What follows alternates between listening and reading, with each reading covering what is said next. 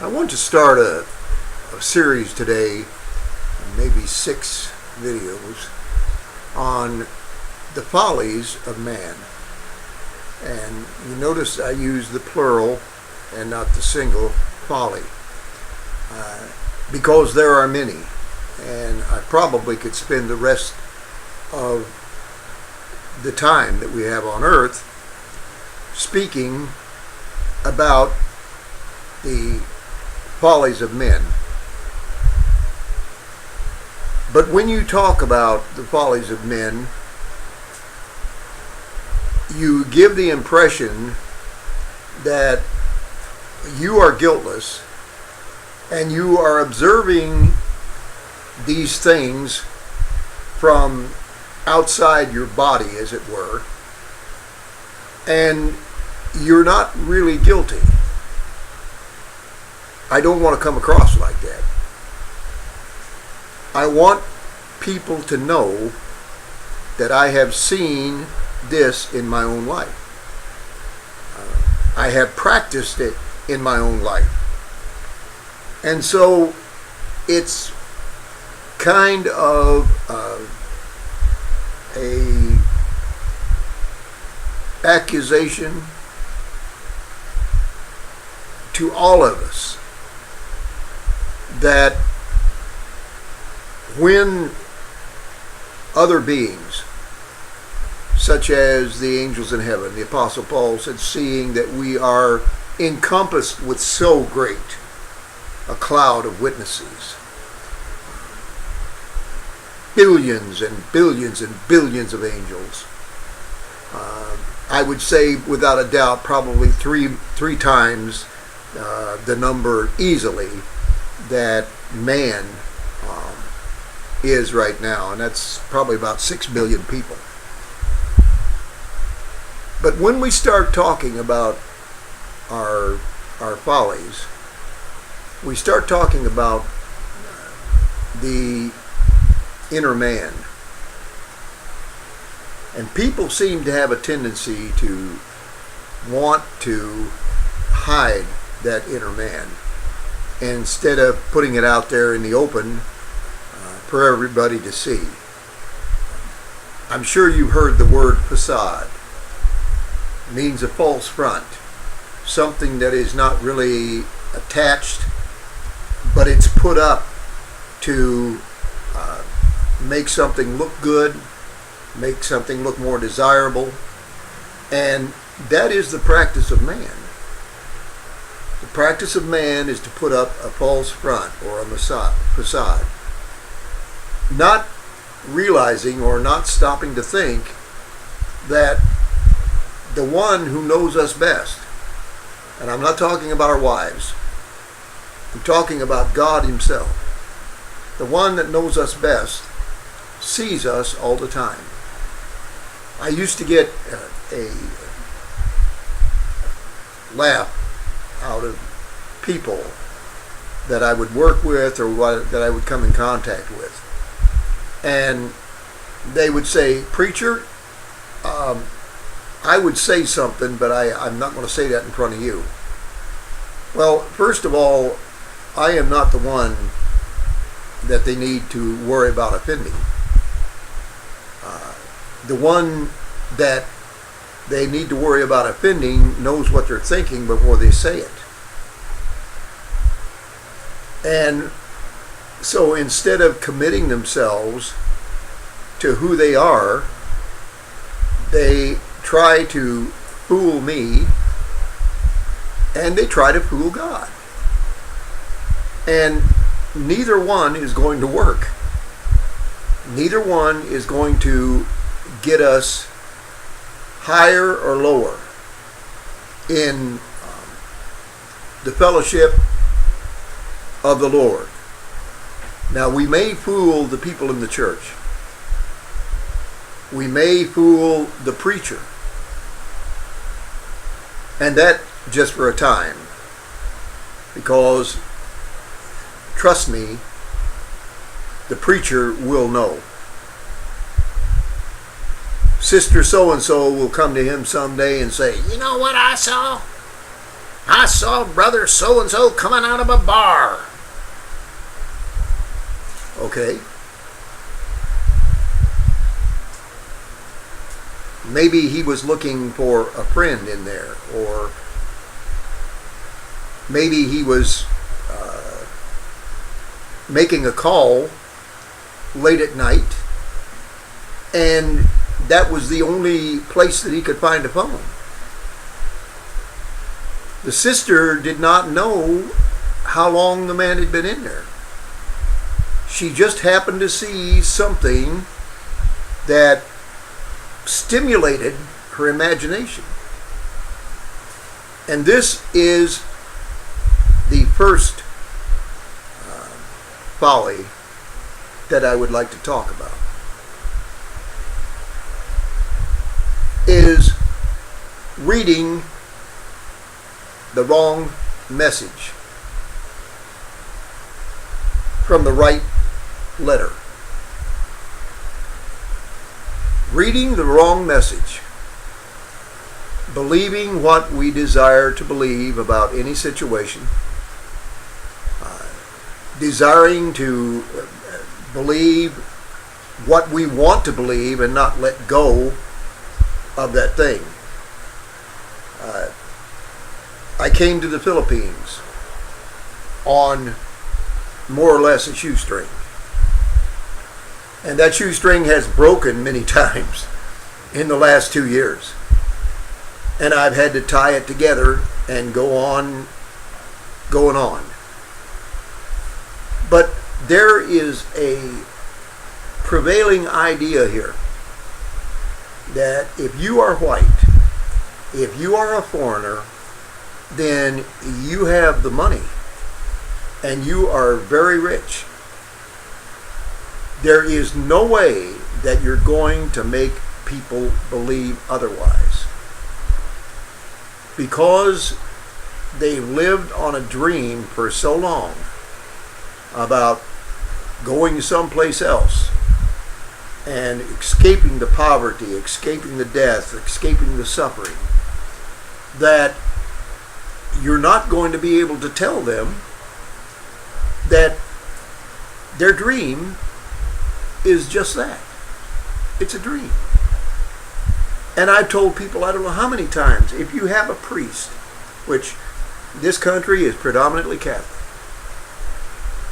you have a priest, a man of God,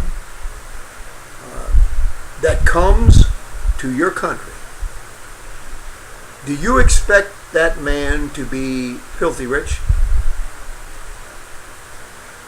No, he's taken a vow of poverty. But yet, when he is born again, when he is somebody other than their faith, then the commitment to God has changed and the love for money comes in. And that is so, so very sad. I gave you the example of the brother coming out of a bar. And years ago, when I was a local preacher, had a local preacher's license. In other words, I was studying for the ministry in the Nazarene Church. And I gave an example like this. Sister Genevieve was driving her car on the outskirts of town, and her car broke down. Now, the only phone within walking distance is a bar. The normal Christian reaction, hopefully, would be, I'll pray about it. I want to pray about what I've observed. And if there's wrongdoing in it, then let God take control. But I am not going to ruin that woman's name. I am not going to cause her difficulty because I don't know the situation. And furthermore, if I am a Christian that is developing into what I should be, I shouldn't even want to know the situation. If that sister comes to me for prayer and she says, hey, I'm having trouble with alcohol, I'll pray.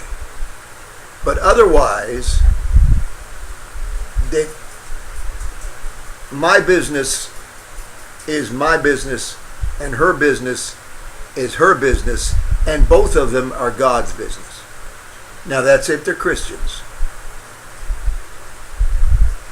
Years ago, or not too long ago, I had a Yahoo group. It's still up there, I think, but talking about the prophet's path, the prophet's table. And I had some members there, and among these members was a man. And I only got to chat with him one time online. But he was talking about a deep-seated problem that he was having trouble with. And all of a sudden, God told me pornography. And I said, brother, you're having trouble with pornography, aren't you? And he seemed surprised, and he probably was. But he said, yes, that's my problem. And I don't know if shortly after that I left the group and everything like that, because I was the only one that was talking and nobody else was saying anything.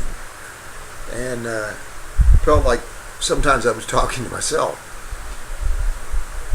But God will reveal that when the situation arises that God thinks this person will understand that he's letting somebody else know about their problem so that they know it's God.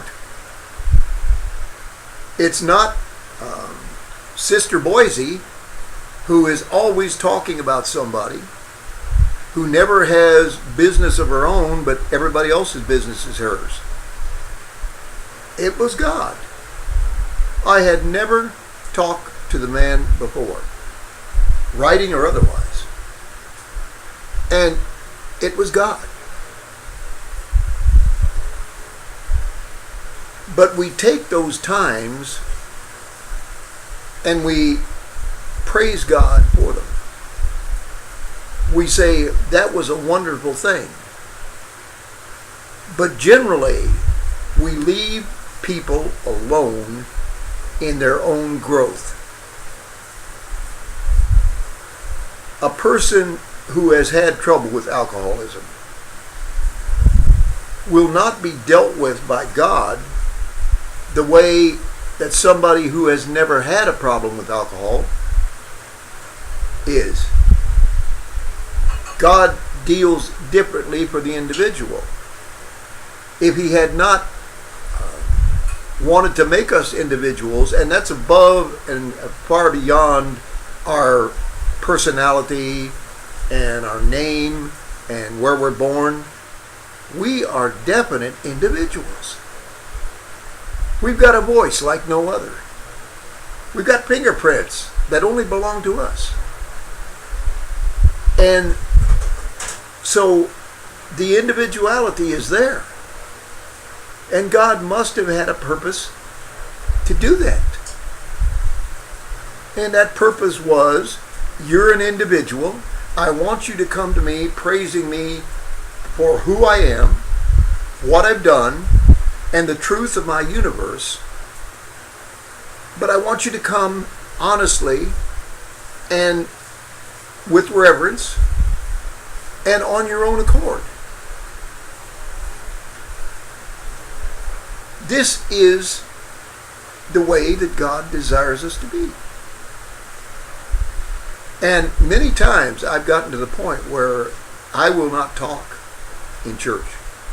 I will not say anything because I fear trying to make somebody else, or they think maybe that I'm trying to make somebody else look bad by a depth of knowledge in the scriptures that certainly wasn't given by me. It was given by the Lord. But outward circumstances are not what they seem to be, whether they be good or bad. We have to wait for the unraveling of the certain thing before we can say this is what it is. And if it's going to destroy somebody's reputation, if it's going to bring somebody hurt and embarrassment, then a Christian should not lay their tongue to it. And trust me, those times will be judged. Those times will be remembered. And you will go before God just as you are, and you will answer for just what you said and what you've done. It doesn't matter what Brother Timothy thinks. It doesn't matter what kind of impression he got from your actions. It's where the action started, deep in your heart. The intent of the heart. God reads that. God honors that. And that is a very full part of what God is going to judge. Not the wonderful clothes you wear to church. Not the way your family sits there and listens dutifully, because they may not be receiving anything. But what we are in the very core of our being, what we let ourselves become, what we believe ourselves to be, and what we try to hide from our fellow man is going to come out. And it's going to be shouted from the rooftops. It's going to be shown for everyone to see. Now, don't get me wrong, not the sin that has been forgiven.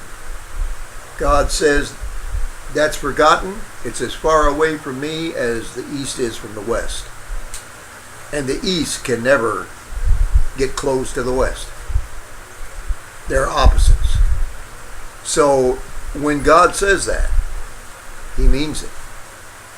But the little things that we say that we think will not hurt anybody because we've said them to a certain person, about a certain person, or we've told a story out of school, those things are going to thunder in the mountains on that day. Those things will be so loud, they will bring forth continuous echoes. Let's watch what we say.